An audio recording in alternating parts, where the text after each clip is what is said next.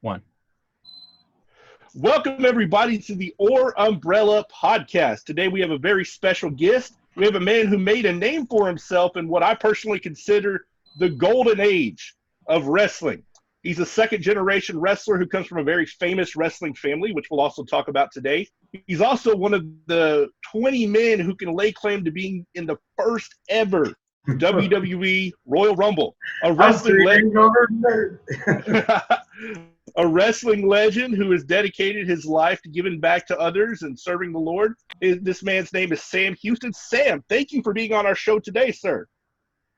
Dude, thank you very much for the opportunity to be here. Y'all are real close to me anyway. You're in Gainesville, and my family's home, my father's home was over there in Sandusky, north of Whitesboro. So, it's just an honor for me to, there's special things that happen in your life. And I've been speaking at churches for the last few years. And what really meant the most to me, was being able to give my testimony, give my sermon at my dad's church a few years back in Whitesboro. That was to me like wrestling in Madison Square Garden. You know what I mean? There are certain things that even though there may not be big things, there's still big blessings. Absolutely. I became the preacher at the church that my dad helped start about 10 years after he helped start it. And I remember sitting there for the first time in front of the pulpit that he preached at for 7 years. And, I was the preacher then. And that's a special thing. Very special thing. Oh, I know, and I got to tell you how I feel about my work with churches. And, and I've gone to that, the school there, the state school there in Gainesville, quite a few times with my church. And every time I went and spoke, except for one, every time I went and spoke, souls were saved. And, that was, it was, it fills you, 10 foot tall and bulletproof. But the one time that nobody came and did the altar call is because word had gotten around that I was going to be there and it was a special thing. So everybody just come. And it was really nice, to be able to impact somebody's life like that. And I've got an incredible journey, I've had an incredible journey my whole, gosh, you got to realize, guys, I was almost eaten by cannibals twice. How many people does that happen to? A couple years ago in Sherman, close to Christmas, I'm sitting at a red light. Truck he missed 75 and 82 there, missed the bridge, and I was sitting at the red light. Truck falls right out the sky. Boom, lands right next to me. I jump out of my Jeep, go over and knee the windshield in and grab the guy and turn the ignition off. Had gas going everywhere. You get put in a place for a reason. And I think the reason I'm put here in this place is because I've gone through it all. I've gone through earthquakes, tornadoes, fires, boom, boom, boom, everything happens. But I've gone through it to help other people get through whatever they've gone through in their life. My oldest sister, Jolynn, she was from Gainesville. Jolynn Rogers was kidnapped 40 years ago, and we're still not, they've never found a body or anything like that. And, that's one of the things we're still looking into. But these are all obstacles that are put in our path, along life's path. And it's a test for us to see how good we can overcome these obstacles. It's not about, admitting defeat. It's about living for the one who give us everything. Gosh, every day since, I think it was January the 12th, I tried to hang myself in prison. Both the nooses broke. I'll get into that story later if you want to. But so every day since I've had since then has been a blessing. And he put it on my heart. He gave me this day, and I'm out here to give everything I can in honor of him. I'm 56 years old and still getting in the ring. A couple of years ago, I was ranked number 79 in the world. I've been injured a lot and everything else, but ranked 79 in the world. That's better than half of Vince's talent. Yeah. You know? But he give me that. You know, so I wouldn't have that. You know, and I want to share it with the world, basically.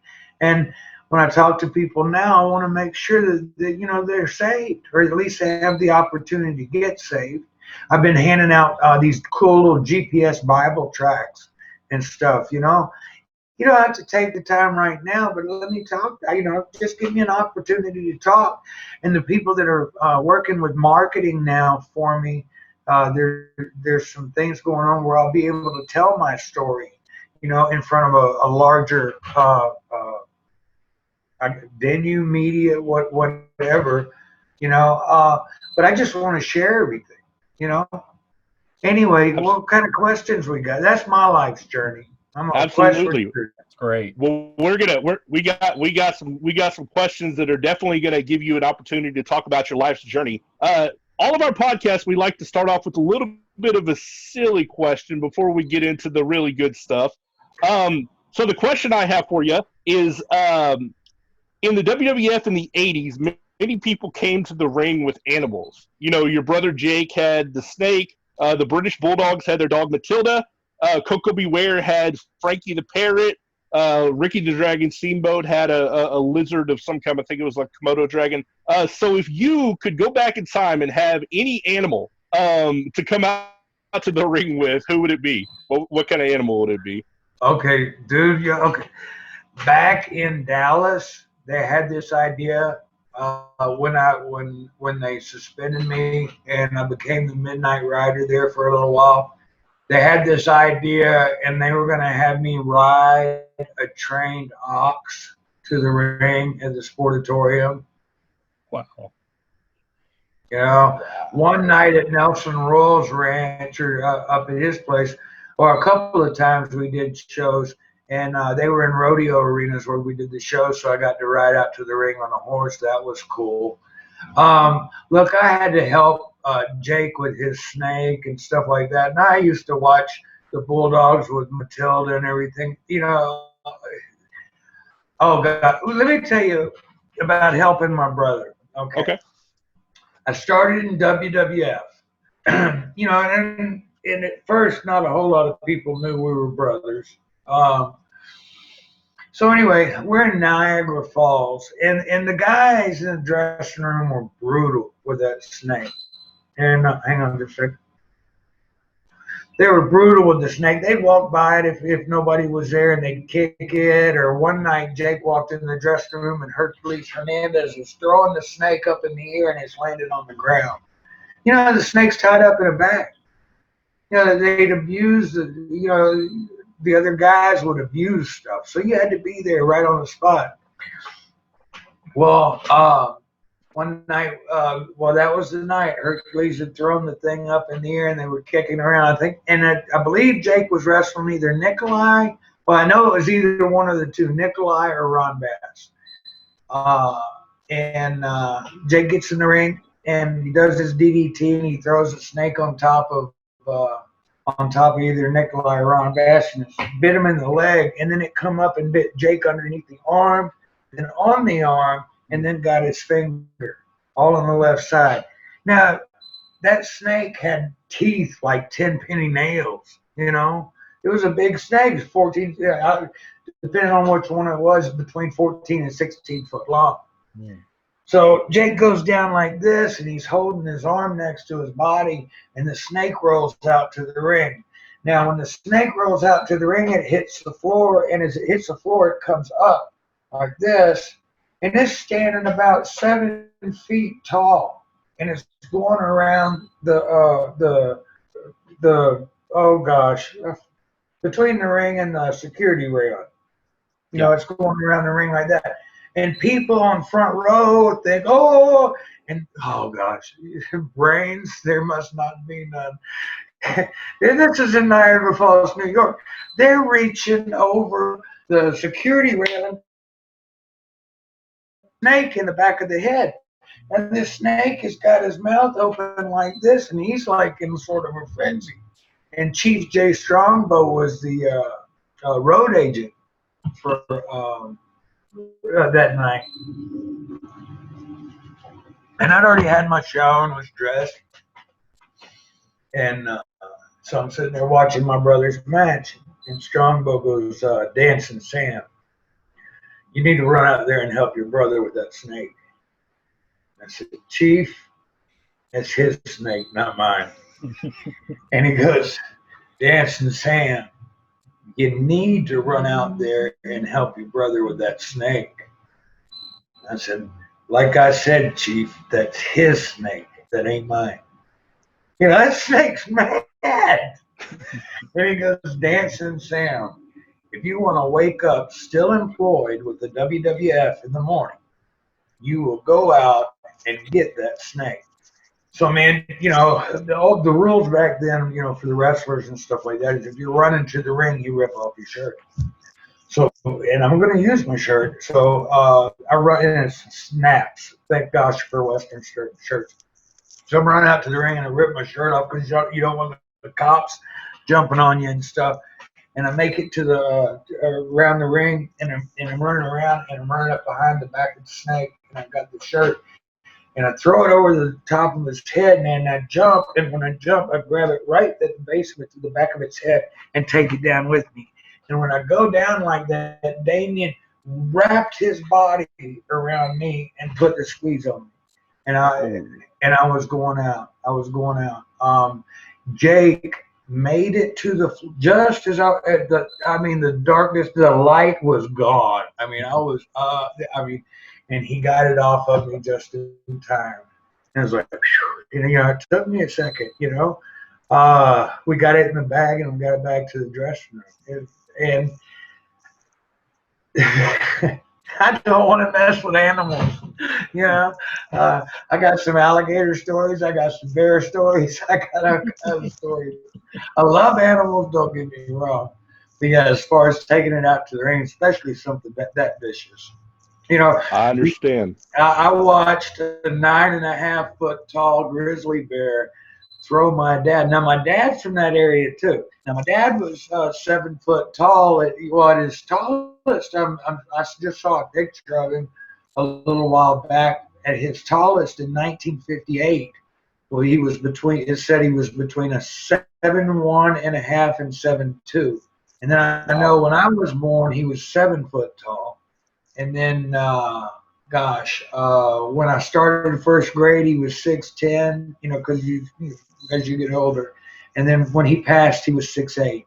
So anyway. Yeah, let's talk a little bit about your dad, Michael. You got the next question? Yeah, you come from a wrestling family. I mean, it's just in your blood. And we wanted to talk about your dad, Grizzly Smith. And, I mean, he fought with a bear, so he deserves the name, right? And yeah, well, that's how he got his name.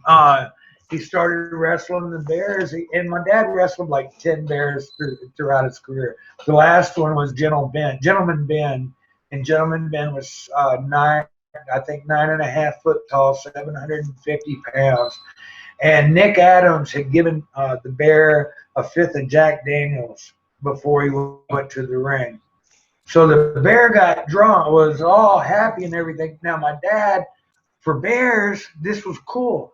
My dad was so big, but Dad would put honey behind his ears, so the bear would stand up with him, you know. And it was a wrestling match, you know. You try to, because that bear's going after it, you know. But that bear, Gentleman Ben, threw my dad 13 times in the first 3 minutes, and then broke 2 ribs on his side. You know, they slap a tree trunk and bust it wide open. That's how they get the honey. You know, bears are strong. And what bears will do is they're natural wrestlers. That when they get you down, they take their mouth, and they open it up and they put it over your nose and mouth and smother you out. wow. You know? So that's kind of, you know. Man. Yeah.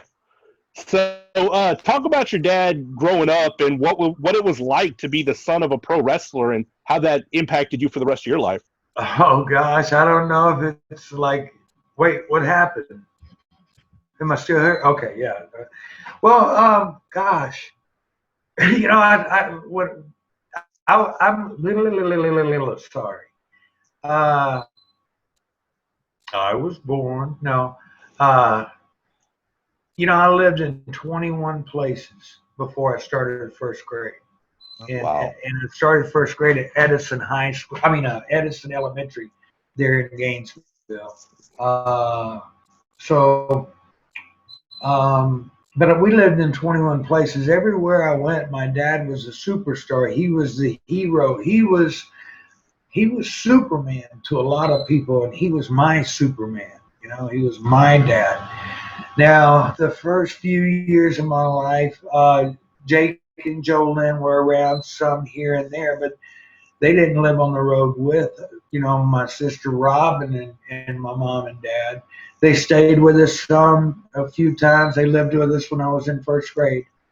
They lived with us for a while out in Georgia. And when Jake started refereeing, he came to Louisiana and Dad got him started there. Jake has always been my hero. He's done a lot of incredible things. He's done a lot of bad things. I'm not, but he's beaten. He's beaten. He's come a long way. Even though my brother was messed up and stuff like that, on the stuff, on the dope, he still had time to help people. If you needed help. Now it might not have been the best advice in the world, but at least the concern was there. So the intent was there. But for me growing up, my dad, he was a Superman, and he was my best friend. I grew up as Grizzly Smith's son, So around the matches, the first time I set up, I became part of wrestling when I was born into it. I was practicing my autograph when I was 4 years old because I knew this is what I was going to do. When I started in second grade, I joined. The high school was having a wrestling camp one summer, so I got involved with it and got into amateur wrestling. And then when I was 9 years old, my dad's tag team partner came in, and Dad was helping him out. He was the ring crew guy and the referee, Uncle Luke, and I started helping him with the rings, And then I started building rings, and I sort of grew up in the business. One of the big things was I was part of the show with my dad. But after I put up the ring and everything, 11, 12-year-old kid, hey, here's $20. Here's my watch. You're the timekeeper. So then you're sitting there, and Jay Clayton's wrestling, Don Duffy or something like that, and you've got the microphone because the ring announcer, announces and waits, and you get to go, 5 minutes gone by, 10 minutes remaining in the match. That was a big thing. And then winner of the match, Jay Clayton. It was cool, and you get to make a little coin. So that was fun, but I had a rough life, I guess. But my mom and dad split up when I was about 11 or 12 during that time period, and then we lived, from 1970 to 75, we lived in Louisiana, and then Dad and I hit the road, and he had retired, and he got back in the business. And when my mom and dad separated, I went on the road with my dad. And I was more or less bred into this business. And then this was what I was going to do. I was going to wrestle. That's where my passion is. And then first in Bossier City in 1978, which started high school, and a tornado hit our house, hit our subdivision, and destroyed everything. We had the only house left standing. My dad and I had only been home 40 minutes. It took the roof off the house, spun it, and set it back down. All the curtains went over the walls and on the outside. It was unreal. The suction. Anyway, it destroyed everything, and we were digging our neighbors out of the rubble. Well, there were two girls, the only two deaths, and they died of shock. There were two girls at the end of the street. They were the Curringtons, and I went down. When it first hit, it was 1,000 freight trains right through the front yard with the explosions, everything. An axe hit me in the back of the head. It came off. I landed with a bicycle on top of me. My neighbor down the street told me, he said, "Come help me. There's an army jeep on." We were right next to the National Guard in Bossier City's a big military town. But there's an army jeep on my brother. He's got his leg broke. I go down there, Mr. Currington. There's an old early '70s Pontiac on top of a wall, and his daughters are underneath that on top of the bed. There was only room for one person to get in there. I got in there, and I wasn't strong enough to pick it up. And my dad hollered at me because I was barefooted, and I told him to come get in here, and he got in there. It took him 3 tries, but he was able to pick up that brick wall and that car, and they pulled the girls out and they laid them in the front yard. They were still breathing when they laid them in the front yard. They passed from shock. That was a horrible thing, you know. But when I was at church, the last time I was up in Whitesboro, a fella come up to me and he told me, he said, you know, your dad and his tag team partner, people would slide off the road in their cars, you know, in wintertime, they'd pull over and they'd pick the car up and put it back on the road for them. They like helping people too. Crazy. Absolutely. So let's talk a little bit about your wrestling career. Let's dive into there. Tell me about your training and the earliest memories you had as a full-time performer. Well, okay, my training was basically I trained myself. I started wrestling, amateur wrestling, like I was saying before. And I'm sorry, I've kind of squirrel thing. I've got a couple of things going on here. You're good. Anyway, a tornado hit our house in 78. In 79, my sister was kidnapped. We were still in Bossier City at the time. After that, oh gosh, I was getting ready I was supposed to graduate in 82, but I was in high school. I was in the 11th grade. I was 17 years old. I had my tonsils taken out. The doctor messed up, or the doctor and the anesthesiologist messed up. They killed me. I was dead on the table for 2 minutes. The scars on my neck are here and here. They nicked my pharynx. When they do a tonsillectomy, they put a plastic tube down your throat. Then they put a balloon down your throat. Then they give you the gas. All right, the plastic tube is to breathe through because after they give you the gas that balloon up, which expands the back of your throat. They go in there, they snare your tonsils and scrape your adenoids. When they put the tube down the back of my throat, they punctured the back of my windpipe.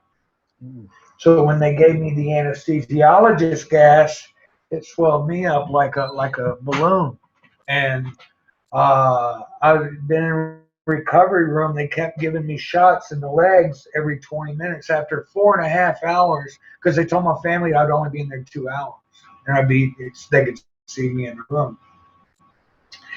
After 4.5 hours, my dad went up. He was getting irate, and he said he told him, he said, "Well, I want to see my son," and they told him, "Sir, he'll be out in a minute."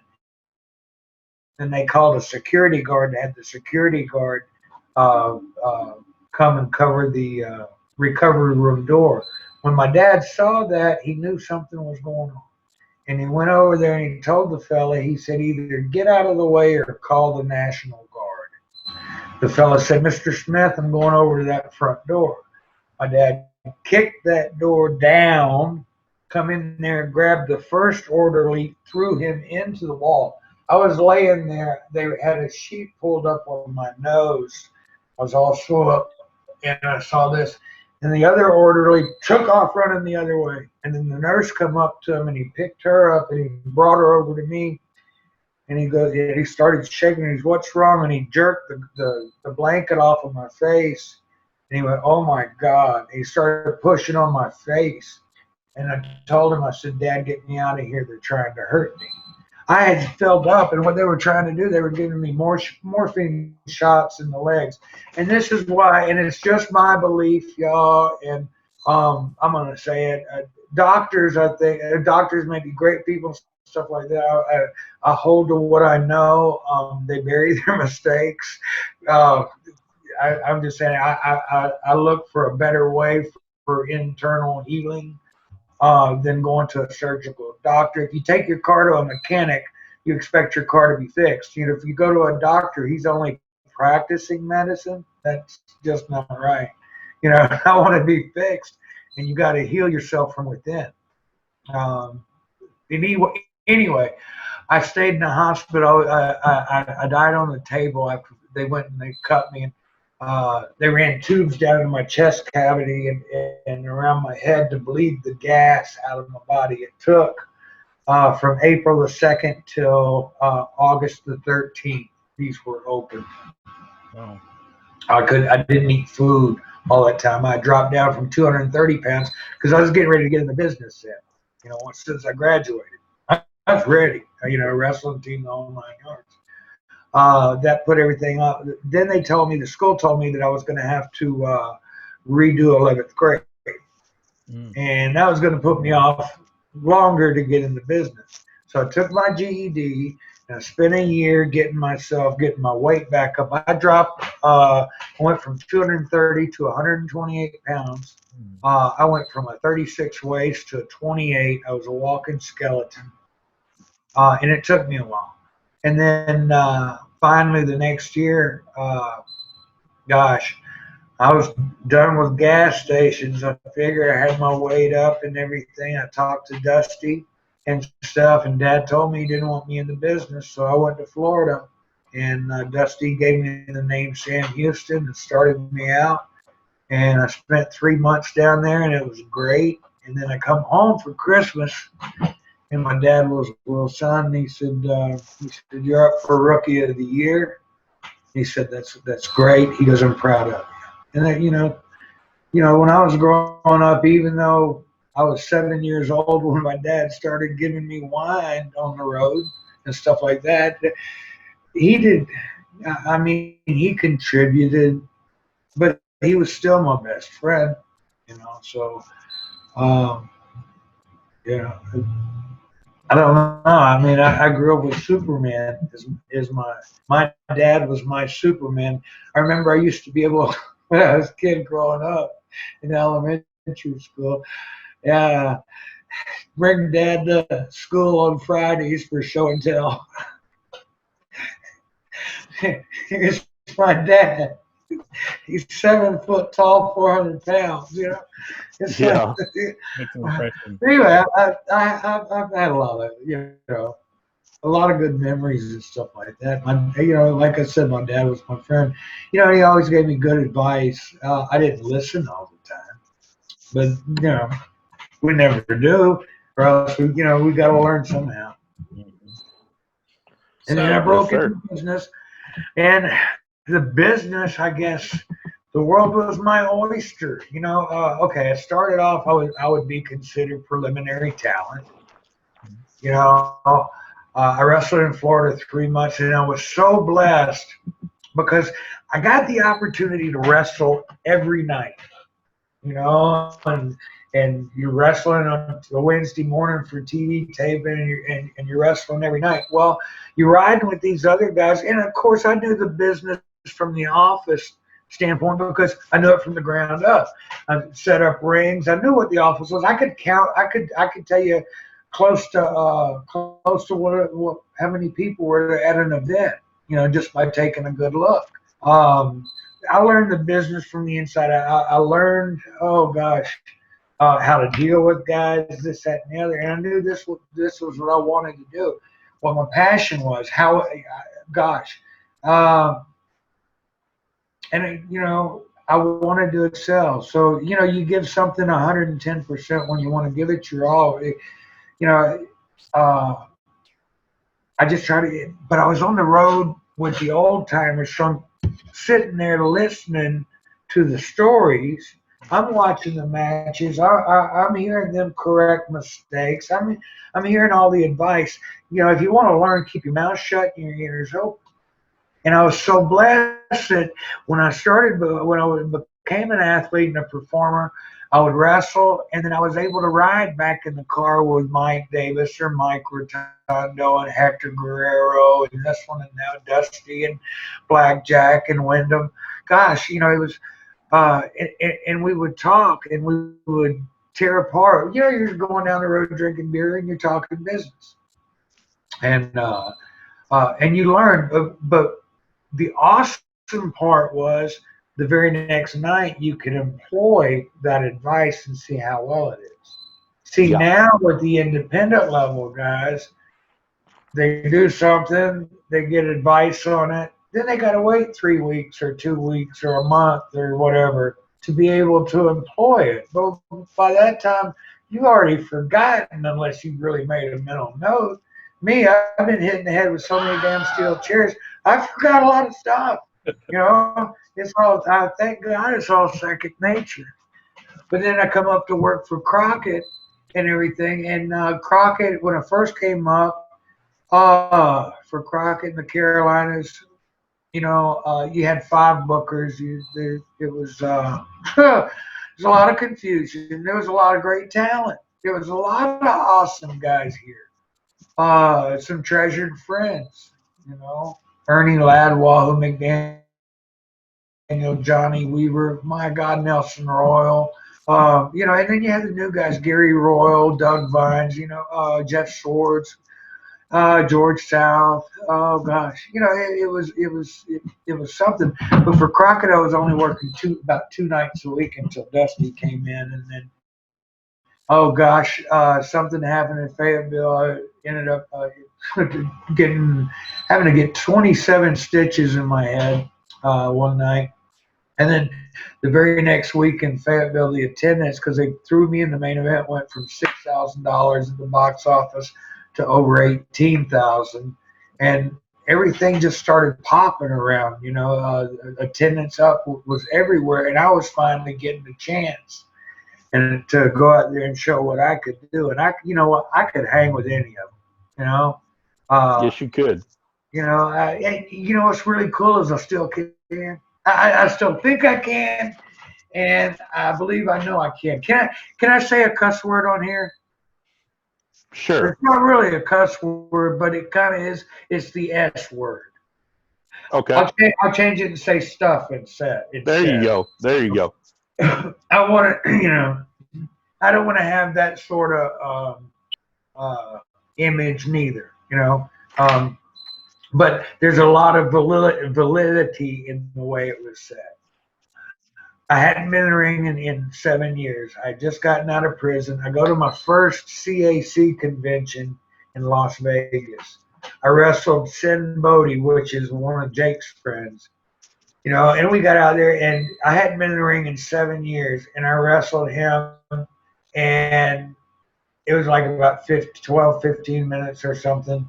Anyway, after the match was over, I rolled out of the ring, and when I stood up on the floor, Chris Christopherson was sitting on the front row, and he walked up to me and he stuck his finger right in my face like that. He said, "You're the real stuff, man." Dude, I was like blown away. I mean, this is Chris Christopherson. This is the Highwayman. And he's impressed by me. Oh, no, you know, I got a couple of pictures on Facebook, y'all, if you want to check it out. But, you know, it was awesome. But I've been blessed throughout my career, even though I've faced a lot of adversity. I've been blessed with some really awesome things throughout my career. You know, the run with Dusty and them. I mean, we were riding across the sky on the edge of a lightning bolt, whining. And, you know, I love the line of wine and dine with kings and queens, nights and alleys, eating pork and beans. Pork and beans. Yeah, I've been there. I've been to the top of the mountain. You know, all the things you can say. I've done it. I opened up for the Who in Texas at the Really? world's biggest party at the Houston Astrodome and the Reunion Arena. It was me, Hacksaw Duggan was there, Randy Savage, Barry Wynn. We opened up for the Who. You know, I was almost eaten by cannibals twice in New Guinea. Wow. They were carrying me to a big black pot, but you know what's been constant? Even though I've been through all these things, he's been there and he's carried me through it. You know? Absolutely. People ask me, you know, because I've gone through, I went through hell in prison. You know, I thank him for being there and protecting me. You know, the whole time. I got some altercations, quite a few altercations. Thank him that I came out on the winning end every time. You know, Absolutely. And two times were against three people, and one was what? Gosh, 2019. May the what was it? This 7th or something.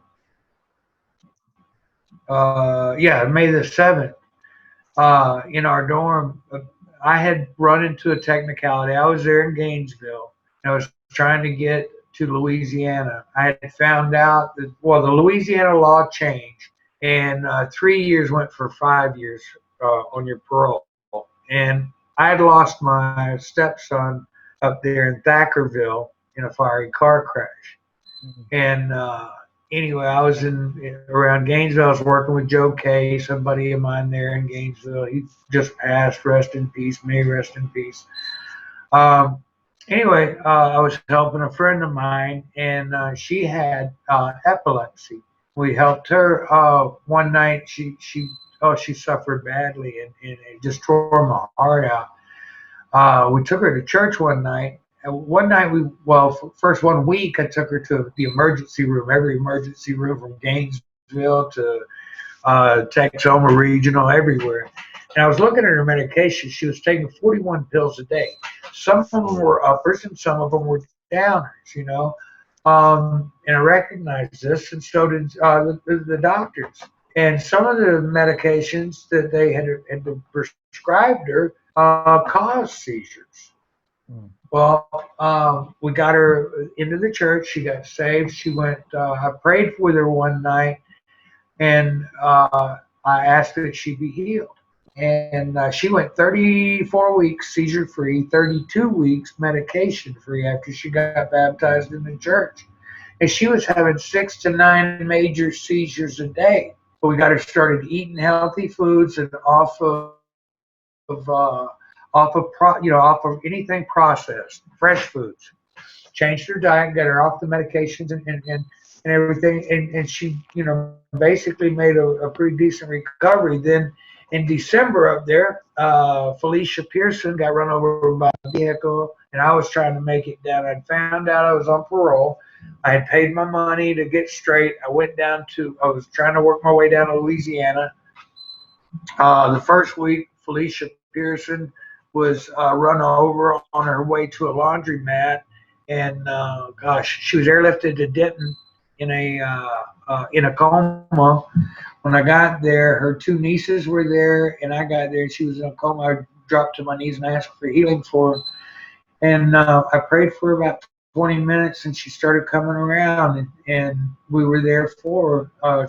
She was completely crushed, her pelvic area, so that canceled my trip the first week. Second week, we have a horse rescue. The Pearsons also have a horse rescue there in Whitesboro that we're working on, and somebody had poisoned 3 of the horses. We buy horses from the horse auction and nurse them back to health, and we're trying to do this for veterans and for autistic kids. So somebody poisoned 3 of our horses, and that messed my trip up that weekend. And the next weekend, I just didn't make it that long. You know, right after Christmas, I was packing my things, going to Louisiana to get in compliance and the Cook County Sheriff's Department showed up. They showed up while I was hosting. We got to take it. So I went in. Should have done a 90-day turnaround, but instead another fellow by the name of Michael Smith. That's my given name. Another fellow by the name of Michael Smith had been stealing cars. So the parole office hit me with those charges, and I ended up being in there 11 months. However, they told me in July, they said, "Oh, we know it wasn't you." But they waited till November to release me. But, if I hadn't been there, Chad Milton would be dead. Every night I did a prayer call at 10 o'clock. And, because you don't have anything in prison. You don't have anything in prison. Well, you've got him. So I'd bring the guys together in prayer. And, and a lot of good came out of it, because we were able to pray for our families. We couldn't do much, but we could inspire, we could encourage, and a lot of it is you've got to lift it out loud in prayer. You just don't run it through your mind. It needs to be spoken. He spoke everything. And anyway, after prayer call, Chad Milton, he was the, he was the contractor on the television show Louisiana Flip and Move. His cellmate had been stealing his commissary. And so he called him out after my prayer call. And they were upstairs. And Joby was in there for armed robbery. Chris Wilson was in there for armed robbery. And JJ was in there for murder. Anyway, when he called his cellmate out, his two buddies came running in too, and they all three jumped on him. And another older fella jumped up there and was guarding the door.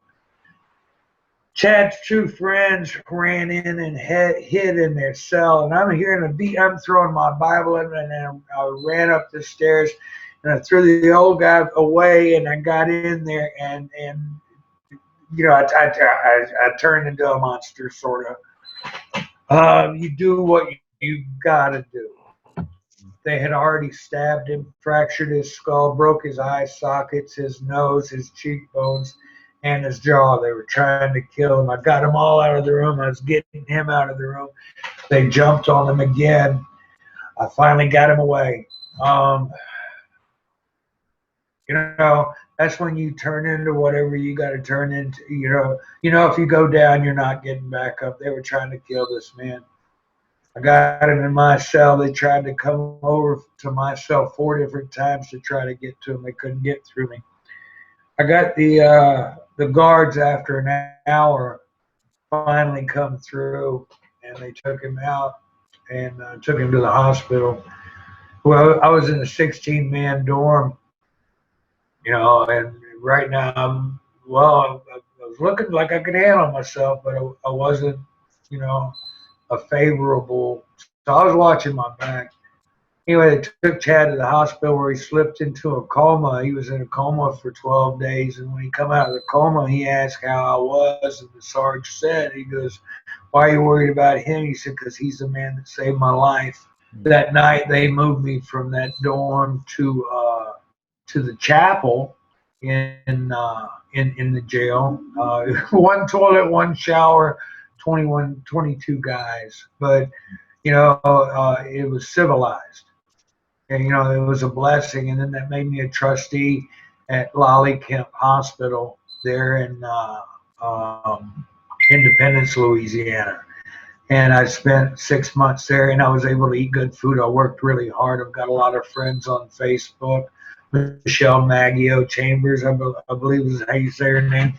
Anyway, they were the ones that gave me a ride to the bus station when I left there. But the hospital at Lolly Kemp, everybody liked me. The staff there, they cooked me good food every day. I put a good hard day's work in, so don't think I did. But gosh, I don't know. I just try to give everything to him. Yep. Ask me some more. I'm sorry. All right. No, it's fine. It's fine. We're enjoying hearing it. God has a way of putting us in different situations that just happen to reach out and be very needed at that time. And so that's a wonderful thing you're able to help. Next question we got for you is about working. You mentioned, you touched on it a little bit, but working with Dusty Rhodes, working with Magnum TA, working with the Four Horsemen in your Jim Crockett promotion days. What was that like, and how did that really kind of boost your career as far as, just having that great run there with them? Well, I was only supposed to ever be a preliminary guy. Nobody was going to give me any breaks. Tall, skinny kid could outwork anybody. I had Tully Blanchard. Jim Crockett fired me one time. Tully Blanchard went and fought and got me my job back. Mm-hmm. Jim Crockett wasn't paying. I was working 2 nights a week. Not making enough to survive. So I went to all the top talent and I said, "Do you mind if I sell 8x10s?" They said, "No, go ahead." I started selling 8x10s. One night I walk in the dressing room in Greensboro. Jimmy Crockett said, "Did you sell pictures in last night at that school?" I said, "Yeah." He said, "You're fired." Tully Blanchard and Wahoo McDaniels went in there and, went off. Wahoo snatched Jimmy, and Jimmy gave me my job back.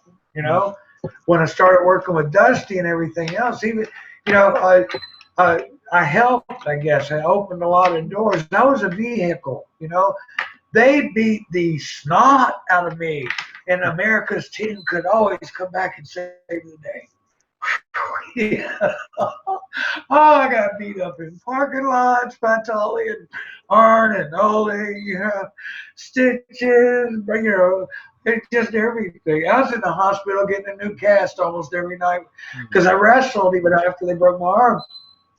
I kept wrestling, and every night they would stomp on that cast. And if I was wrestling anybody else, I was okay. But if I was wrestling Arn or Tully or Ole, they'd go to work on it, and then they'd bust that cast all up. So I learned how to reinforce it with tape, and then I learned how to plaster it myself. I was tired of going to hospital. But it was awesome, man. We were on the top of the world. We were living a rock and roll lifestyle. Basically.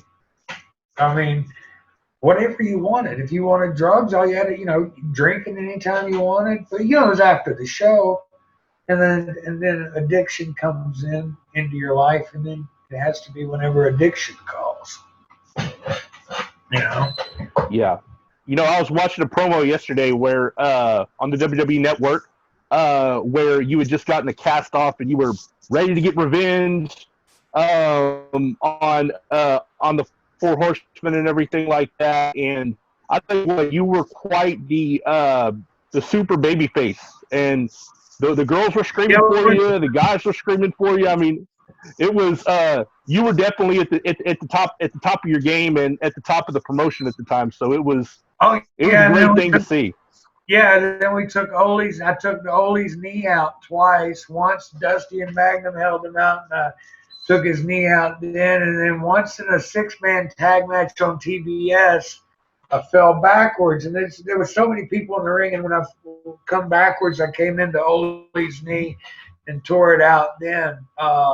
And he was out for a little while. I was accepting an award for my father at FanFest in 2008, and it was, I believe, some sort of legends or heroes of wrestling, I think.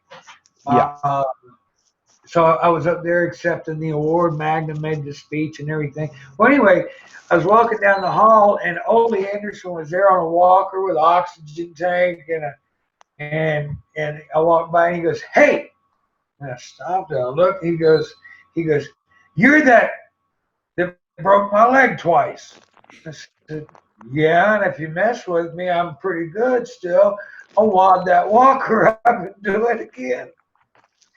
Yeah, I left that. Yeah, I didn't do it. I was just kind of kidding, but I walked him down, I think. Well, I had the walker to get back up, just to rip between the boys. That's great. Michael, you got the next question? Yeah, let's go to the time you had in the WWE, the WWF back then, what are some of your favorite moments, your matches when you were there? What did you really love about your time in the WWF? Well, I mean, you like everything. You get accustomed to top of the line stuff. The times I had, how can you compare? I mean, I went to Paris, France, and saw the Eiffel Tower at 7:30 in the morning on a Sunday morning, but I still got to see it on my way to the train station to get on a train to go meet Andre the Giant. I partied with him. I've done a lot of things. How can you? It's hard to describe. You were on the top. Gosh, everywhere you went. I mean, we were in airports, 2 and 3 airports a day, or at least 2 anyway. Sometimes more than that. You were all over the world. The world, like I said, was your oyster. I went to Washington. My biggest regrets are I've gone to Washington D.C. I don't know how many times to wrestle, but I never got to go see the Smithsonian Institute. That's something that I always wanted to go see. So you're blessed, but you're hindered too because you got there, but you don't have enough time to. You've got to go that one step further.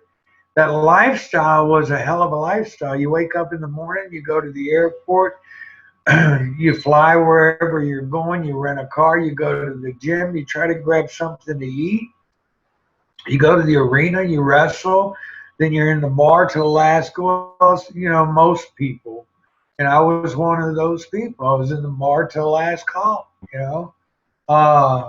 The time in the but I had a lot of blessings. I was on the road with not only my brother and my sister, but my dad was a road agent too. So it was kind of like it was kind of awesome. There was one time I heard Baby Doll, my ex-wife, said at one time in the 80s in the WWF, if you saw me, Jake, and Robin all in the back, are all in a Lincoln Town Car, right?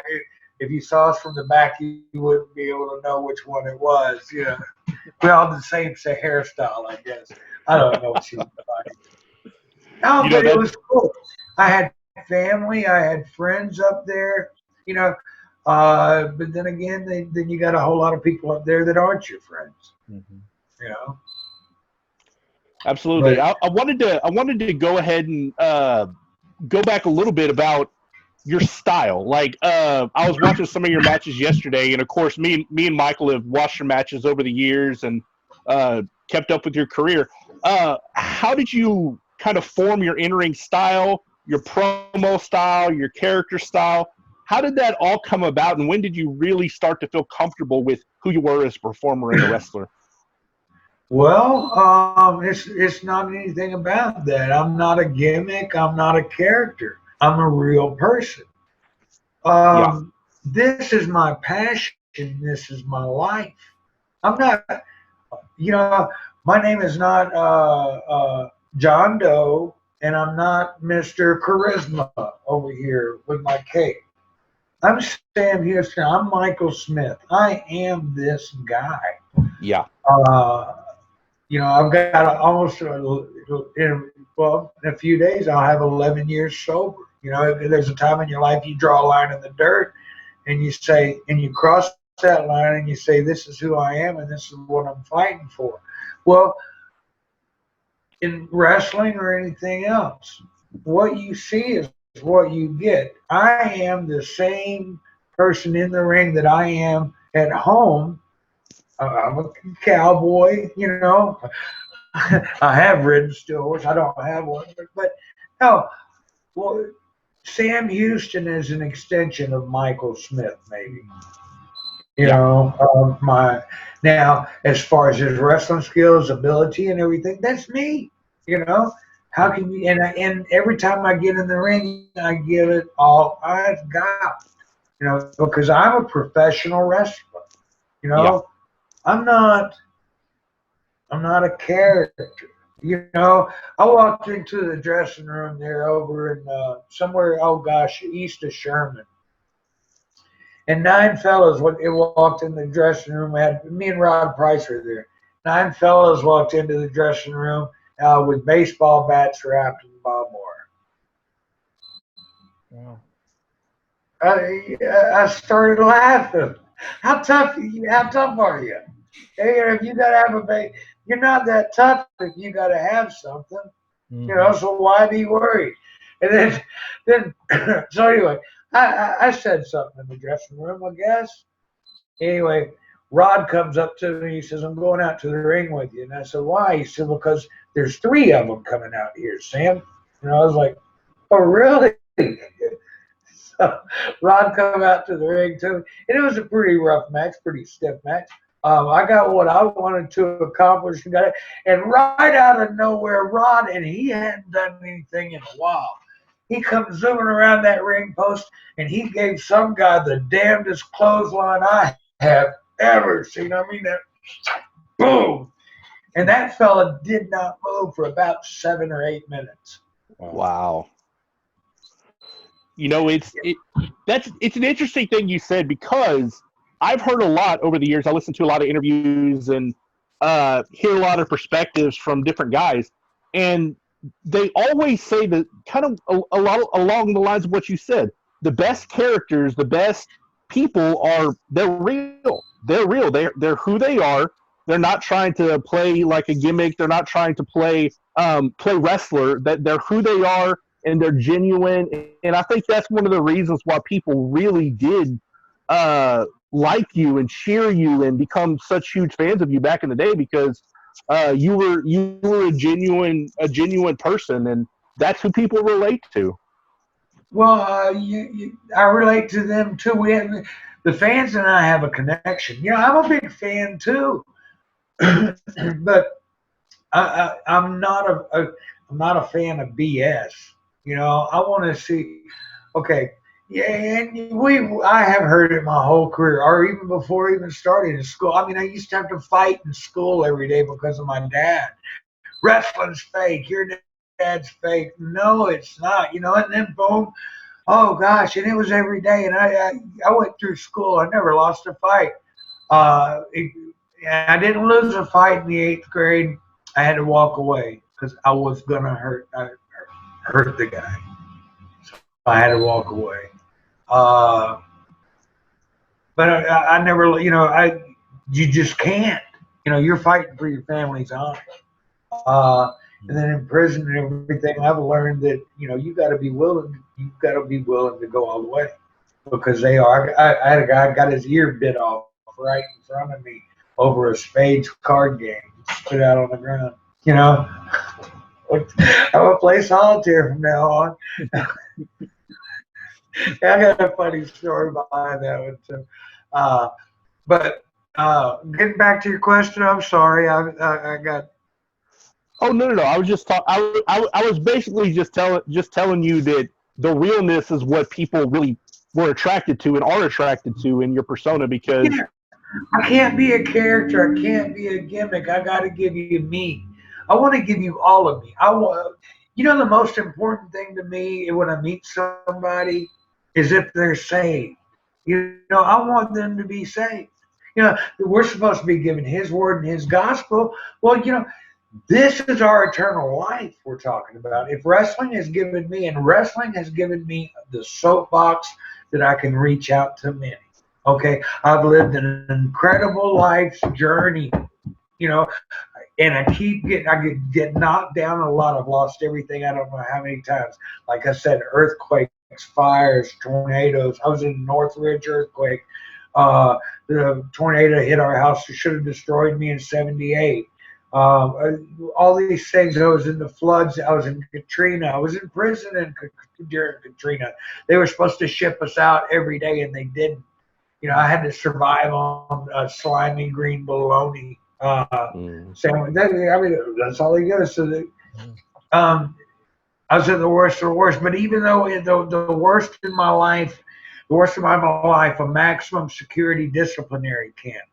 I had a Foot Locker, a rusted out, cockroach infested Foot Locker, with a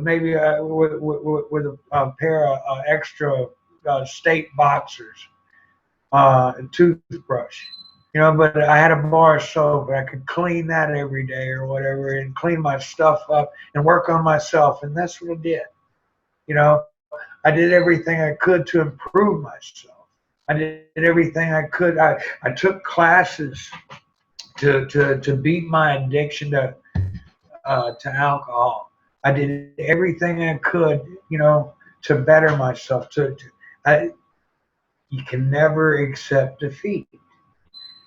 Through him, all things are powerful. Philippians 4:13 tells you I can do all things through Christ who gives me strength. Absolutely. I've been going through some hard times. I'm not able for any stimulus thing because I was locked up and I wasn't able to get my tax returns done. Of course, I didn't make any money that year. So because I didn't have any tax returns, so I've been skirting by a little bit here and there. I've been doing some work on some people's houses, and stuff. I'm trying to help people where I can. I've been working for this minister, helping him, doing a lot of things that whatever I can. But even though I keep getting knocked down, I keep getting back up. It's the resiliency in you. Don't ever accept defeat. You can always work on yourself. You can make yourself one step better. You can keep moving forward. He gives you that. He gives you hope. As long as a person has hope, they will fight to survive. Absolutely. Thank you so much for saying that, because it is a time in our country right now where people are really struggling. People are really struggling to find work, to find peace, all of that stuff. And so to remember that God can pull us out of any situation. You mentioned Philippians 4:13, right before that, it says, I've learned to be content in all circumstances, whether I'm rich, whether I'm poor. Yeah, we have to give thanks for everything. Okay. And I do. I give thanks for everything because even though it may appear to be an obstacle in some people's eyes, to me, I look at it as an opportunity to overcome. Sometimes it may be the adversary, but sometimes it might be a legitimate obstacle. But through him, I can do that. I can overcome that. A lot of people don't. Here, I'm going to give you another analogy. How you can't beat your ideas into somebody. You have to overwhelm them and convert them. You can't beat it into somebody, but you have to show them. I mean, if that makes sense. Whenever I do something, or a lot of people see me and they really like me, and I'm glad. I want to help in every way I can. But I don't want to preach to people. This is the point I was going to tell you a while ago. I want to lead by example. I want people to see how happy I am. I can be happy with nothing. I'm going to tell you another little story here. I can be happy with nothing, though, because he makes me, he gives it to me. My sister and I love my sister with all my heart, but a couple of years ago, I left Louisiana. I'm not going to get into that. And I was in Texas, and I didn't have anything. Anyway, my daughter was Micah. She's a musician. She's with the Never Knots is the name of her band. She's very good. Anyway, she was doing a tour of the United States, and because I went and I helped out at Luke Hawx's Wildcat Wrestling there in New Orleans a few times, when I told the guys there, my daughter's going to be coming. One of the fellas had a buddy with a bar, so I was able to book an event for I didn't book it, but my daughter did. She was able to play at an event in New Orleans on Halloween night. How cool is that? Oh yeah. So, my sister and my sister and I weren't talking at the time. And so when I got there, I didn't have anything. I didn't have I didn't have two spare nickels to rub together. I got there though, and my daughter comes out and she meets me, and she said, "Dad," she said, when I first got locked up, my daughter moved to New Orleans for a little while. She was only 17, I believe. So my daughter tells me, she said, "Dad, when I first moved down to New Orleans," she said, "I lived right down that road." She goes, "I used to ride on the streetcar every day going to the T-shirt shop and back. I used to ride the streetcar and pass this bar every day." And she said, "I always, heard the music and the singing and everything." She goes, "I always wanted to walk in here and have a beer." And she goes, and my dream was to perform here. And she said, "You made my dreams come true." I didn't have two nickels. I was driving back home and I was crying and I was giving thanks to the Almighty. I didn't have anything, but He gave me that blessing. Folks, it's all about being able to recognize the blessings in your life. When you have opportunities or something like that, you may look at something as an obstacle. Don't look at it as an obstacle. Look at it as an opportunity to, if you need to defeat the adversary or to overcome that obstacle and to be able to go on and help others. That's the way I'm looking. All we can do. That's all we can do. Well, absolutely. Michael, you got the next question, bud? Yeah. Speaking of opportunities, we were able to see a video that you made, I think a few years ago, called Salvation, that was free, offered free on YouTube, and people can watch it today. And tell us a little bit about the opportunity you've had recently to be able to explore your music career and what that's like and what that's been like for you. Well, okay. When I got saved, I'm going to Parkview Baptist Church. I was like, 10, 12 years old, whatever. We used to go on every Sunday. Yeah, you make the altar call because they got free donuts. And I really didn't know what was going on. Anyway, I was in a place in my life, and I was up there in North Texas. I was in Whitesboro, and I was battling with the alcohol and everything else. And I was working down at the sportatorium every once in a while. And I was sitting there on a Wednesday night at my aunt's house on 108 3rd Street, right across from the church.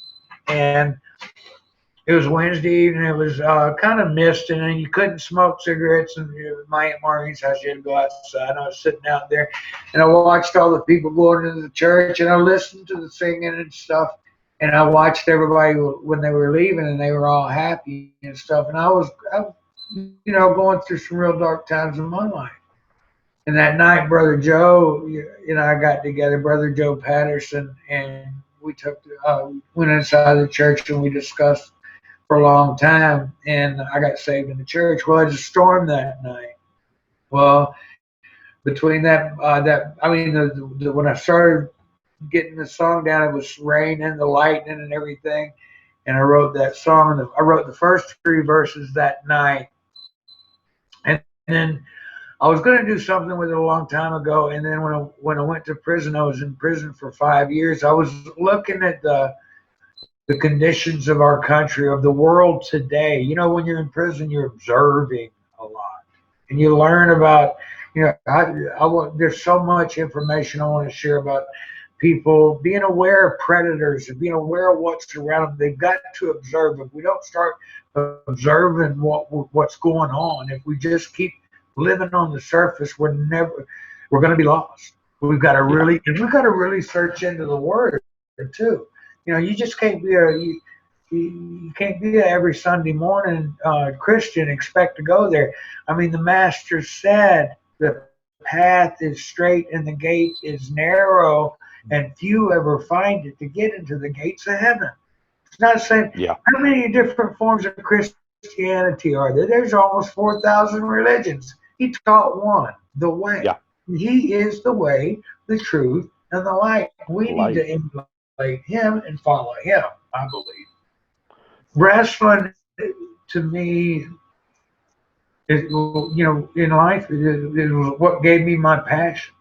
Um, those days aren't over. I'm still doing things in the ring. I'm getting ready to tell my story in a documentary, and there's going to be a docu series coming out. And shortly, getting back to the song "Salvation," I'm going to be recognized with the New England Music Hall of Fame, and that's an awesome honor.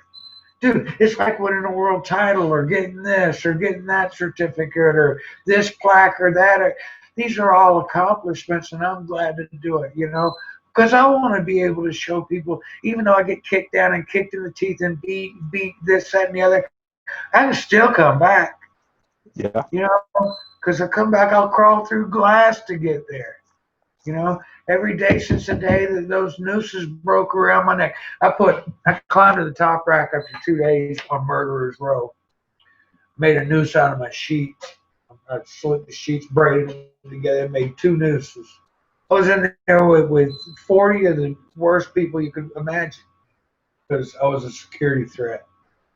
Ran the sheets through the bars on the second night, put the nooses around my neck, and said, God, only you can stop this. And I jumped. And I hit the ground with such force. I shouldn't have actually all the way hit the ground. I hit the ground with such force. It only jumped from like 5 feet up. Such force that the balls of my feet were bruised for weeks. I could barely walk. He threw me down. He broke those knots. I dropped down to my knees and I prayed and I said, I won't ever try to hurt myself again. And I started trying to live for myself. 5 days later, they came on the hall. They chained me up. They took me to the chaplain's office, and they said, "Your mom's dead. You can call home." And I called home, and I made arrangements to go to the funeral. And they carried me back to the cell. They took the chains off, and I dropped to my knees. And that's when I promised I wouldn't drink again. I promised my mom, I promised my daughters, and I promised the Almighty. And August the 28th will be the last day I had a drink, but August the 29th will be my sobriety date. Now, I'd quit drinking a few months before I'd made that promise. But that's the day, January is when I made that promise. That's when that happened. And I looked at every day since then as a blessing. The biggest blessing and the biggest gift I could give to any of your listeners out there is to tell you this: confess your sins, get right with the Lord. Ask the Messiah, but when you ask in His name, ask in the name, because if there is only one name above all other names, that name would. When they said that, when they wrote that down, there's only one name above all other names. It is not a name that became started being used in the 1600s.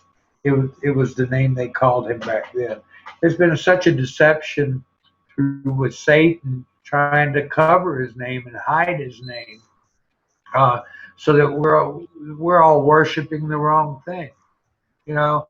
The Messiah wasn't born on December 25th. That's Saturnalia. That's another. That was the pagan. That was for the pagans, the sun god holiday, Saturnalia. They talk about that in the Big Bang Theory. What it is people have quit seeking, I think, and they're not trying to find. You got to seek the truth. When you find the truth, that's going to make you free, not set you free. It will make you free. So anyway, go ahead. Let's talk some more. I'm sorry. I just can't start getting.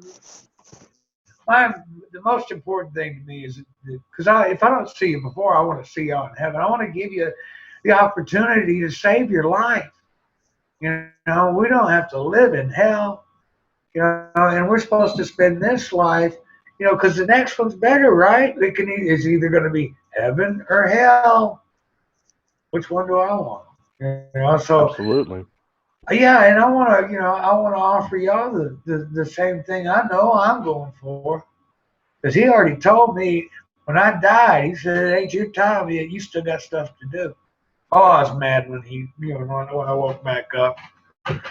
I liked where I was at. But I'll be there again, but it's not my time yet. Absolutely. Michael, you got the next question? I think we just have, you mentioned you wanted to ask about her daughter, who's now in wrestling. Talk to us about your initial reaction to her wanting to become a wrestler and what we can expect from her moving forward. My daughter, wow, she's awesome. Okay. I've gotten to see her wrestle live a couple of times. She was great. She could read the crowd, everything. When she first started wrestling, I was in work release. I was offshore, and she was gonna have her first match. And I was so scared. I was on the phone with her afterwards. She was so excited and everything. She was a little injured. She was banged up, but she gave it everything she had. And this is the kind of advice I want to give to the young people out there. This is your dream, and this is what I told my daughter. This is your dream. This is what drives you. If you're passionate about this, you've got to reach for it. You got to give it everything you got. You can't stop. You don't sit back here and just pretend. Pretending doesn't get you anywhere. You got to live it. You got to be it. This is your dream. Give it all you've got. So I didn't get to be there for her first match. And when she got out, when I got out of work release and was released, I made my first trip to North Carolina where my daughters were. And we reconnected, and everything was lovely. So my girls and I have a great relationship. And my relationship with Nicola is on the mend too. It's nice. I have much love and respect for her. But I wanted to get my daughter in the ring. Before I started my professional career, I worked out in the ring twice with George Weingroff. George Weingroff was legally blind, and he was a great shooter or amateur wrestler. And boy, he stretched me and he hurt me bad, but still came back and came back for more.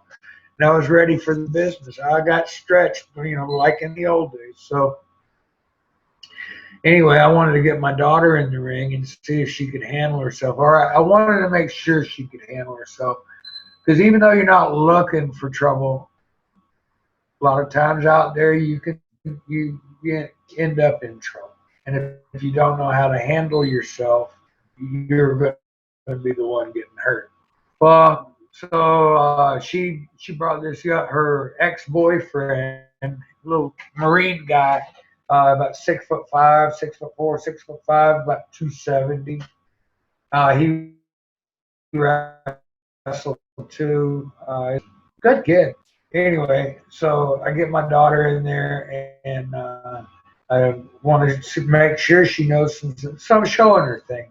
And I made her get tie in a hold. I showed her how to shoot it and snatch it. Boom, right off the bat. And I made her turn him over on his side. And when she did, she leaned back and she put all the pressure on him.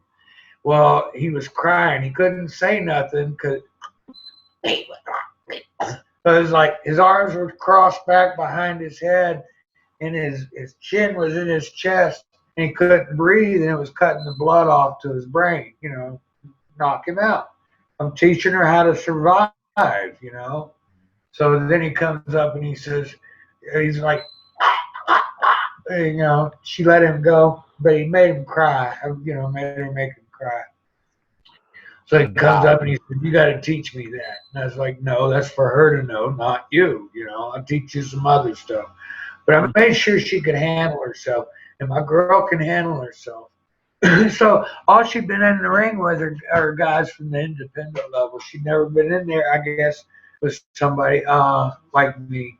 So I go up to her and I tell her, okay, I said, show me how you slam somebody, body slam somebody.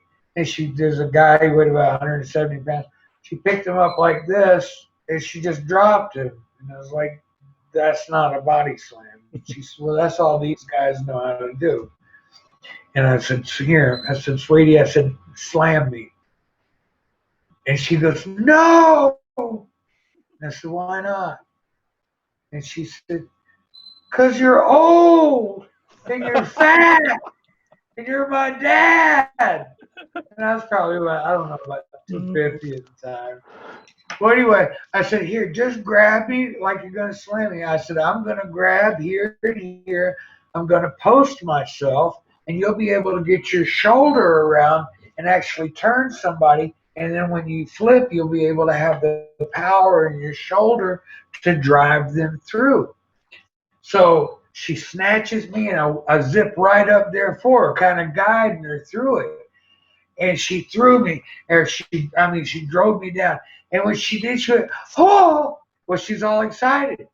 And she come over there, and I'm coming up, and she grabs me by the head, picks me up, and slams me again. And she, like, just, "Ugh." So and she comes up, I'm coming up, and she grabs me and slams me the third time. And now when I roll up on my hands and knees, and I'm crawling to the ropes. And I said, "Sweetie," I said, "one time." And she said, "Oh, I'm sorry, Dad. I just got so excited. It just felt good, you know." But that's what happens when you get something down like that. But I was able to help my kid, you know, and that was the greatest feeling in the world. But I'm getting ready to do a thing for the LPWA. They're doing a documentary on them, and of course, everybody knows my sister was involved. You know, my sister won Rockin' Robin, one of the greatest world champions of all time. Uh, Michaela, and gosh, what an awesome superstar she is. You know, gosh, it irks me that the independent guys don't have places to work all the time and be seen like they need to be seen and be able to, you know, be out there. I think things are going to open back up for that. You know, I think people are getting tired now. I think a lot of things are going on with this lockdown stuff and everything else. You know, of course, keep health first always. I say breathe eucalyptus. Keep those airwaves open. Eat plenty of vitamin C. Keep your immune system healthy. You know, common sense stuff. Vitamin D is sunshine. We need that. If we're all introverts, we're going to be in the corner. You know? Yeah, absolutely. Hey, Well, that's where we at now. we got two more questions for you. Huh?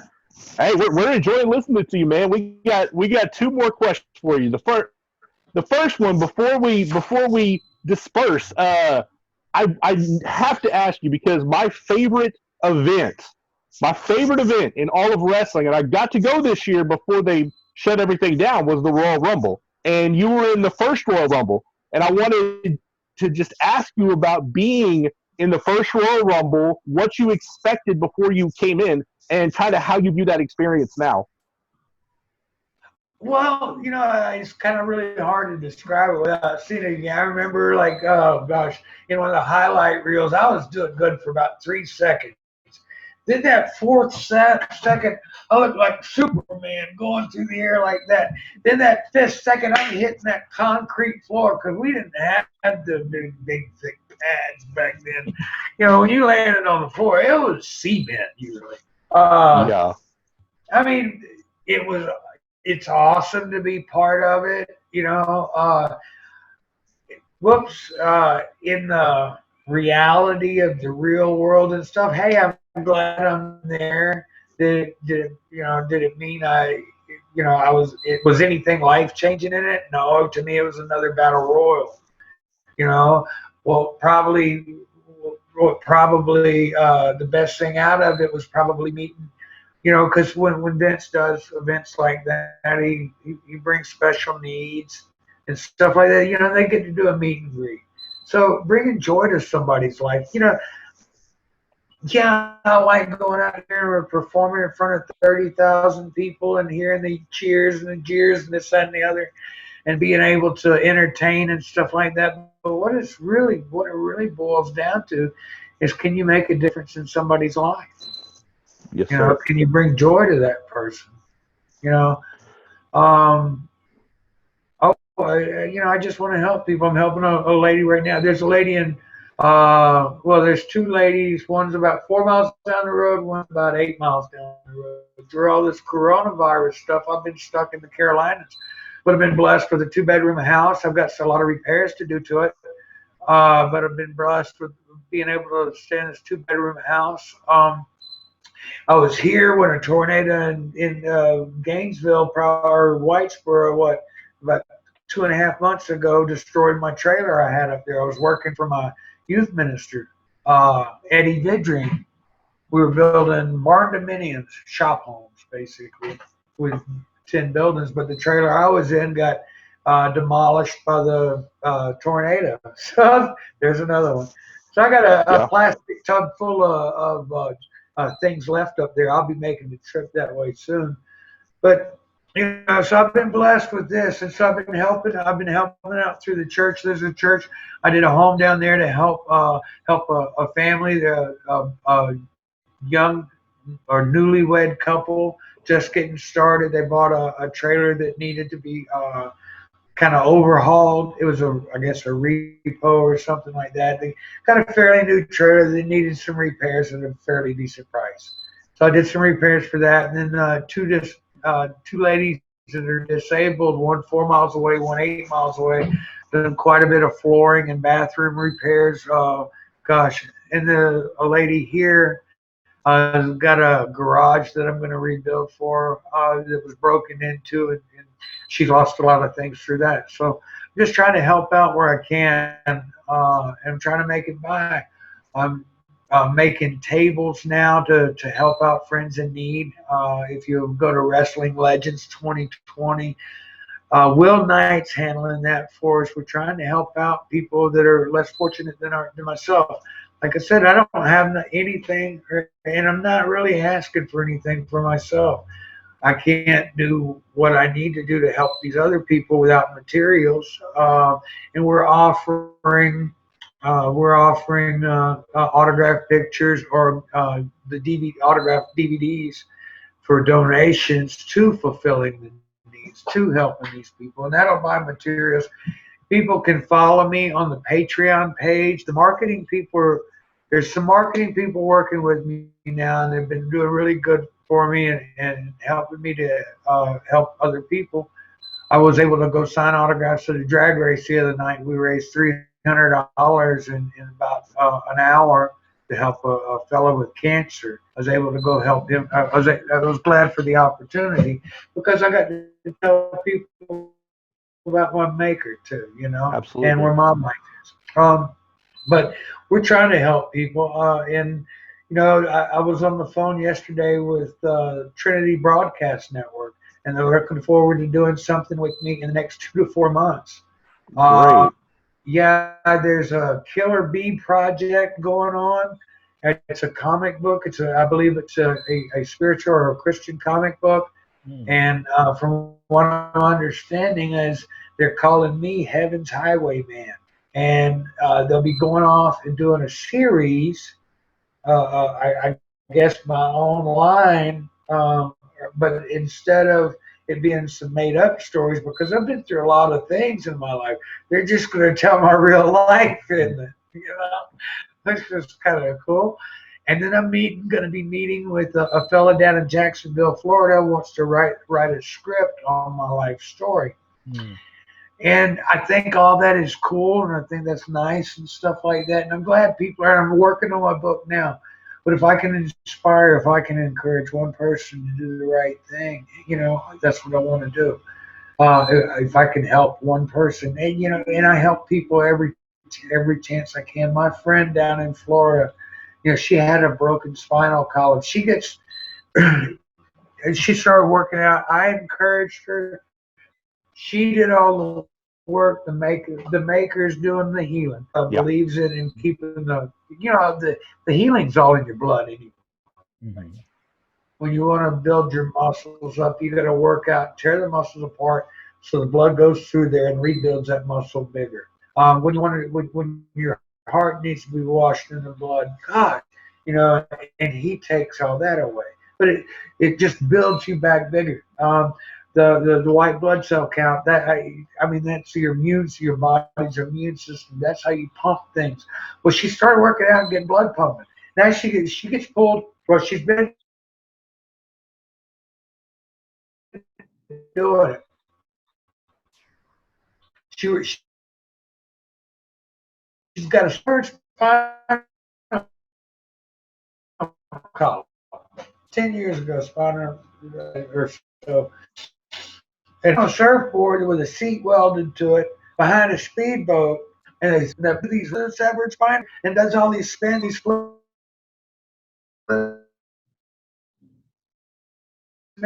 everything else still there? Yeah, hello? We're there. We're having some. Yeah, Okay. can you hear us? Yeah. But she does all these flips and everything. And then she wrote a jet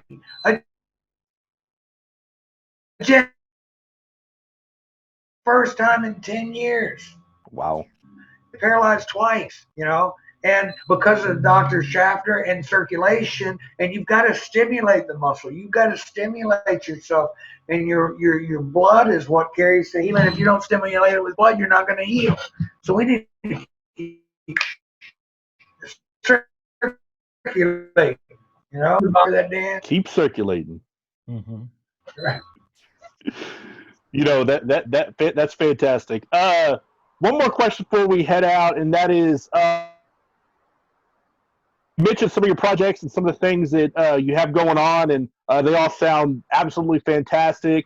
We've learned a lot from perseverance to using your platform to help others and get people to heaven, and all sorts of great things. And we really appreciate you being on and sharing so much of your life. Which the last thing we want to say is, you have any final words? Any final? No. Final exhortation, encouragement. Yeah. Go sometime and maybe just sit in front of a mirror.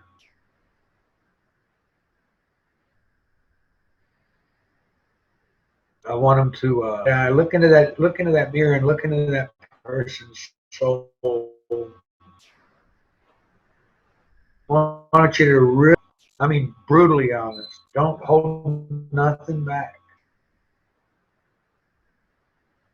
I want you to be able to accept all your pettiness, all your sinfulness. You got to really get real with that. What type of who are you? Who I want to. You want to be with your maker. Forgiveness. Ask to be rebuilt. And to your heart. Ask him to join with you. He won't ever leave. The only thing you have to lose, is hell. He's out where your heart is and what you're willing to do to survive. This planet's full of predators, and they are out to hurt you. I'll tell everybody this. Be observant of your surroundings. You've got to understand if they're willing to come after you, they are willing to put you down so they do not suffer. So whatever you do, you understand that you've got to go for the throat if you're going to win, if you're going to survive. Ladies, keep your keys in your hand. If somebody comes and approaches you, you aim straight for the eyes. Not coming to do anything nice to you. So, folks in wheelchairs, this is an awesome one too. Wasp spray is a rating of about 30 feet. If you're in a wheelchair, you feel threatened or whatever, can of wasp spray, take somebody out. You got to do what you got to do to win. Yeah. So. Well, sir, we thank you so much for your time. We thank you so much for everything you've said. We'll post all these links so people can connect with you and help out and visit your pages and your charities and all the good work you're doing and help out that young lady as well. So whatever you can do, I'm sure Mike would appreciate it. Michael Sam would appreciate it. So, man, we just thank you so much for your time. This is it for our podcast, and we'll see you around. Thanks you so a lot, much, guys. I appreciate it. You have a blessed day. You too, sir. Take care. Thank you so much.